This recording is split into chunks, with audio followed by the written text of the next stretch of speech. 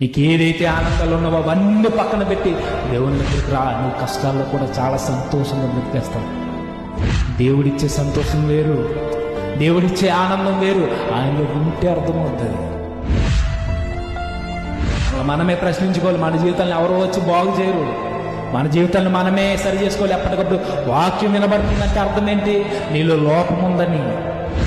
పదే పదే ఒకే మాట పరిశుద్ధుడు పరిశుద్ధుడు పరిశుద్ధులుగా ఉండాలని మనకి వినబడుతుందంటే అర్థం ఏంటి? ఇంకా మారాల్సిన చాలా ఉందని. ఇక చెప్తున్నాడు దేవుడు, ఇదిగో నీకు మనసుకి ఏదైతే ఉల్లాసాన్ని ఇస్తుందో అవన్నీ దేవుని కొరకు వదిలే.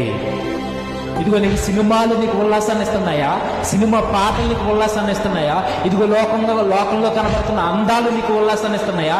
ఈ రంగుల లోకంలో కనబడుతున్నవన్నీ నువ్వు వాతలు వేసుకుంటే నీకు ఆనందంగా ఉందా? ఇవేమీ దేవుని కొరకు నిష్టగా బ్రతకడానికి నువ్వు పనికిరావు. నీకు ఏదైతే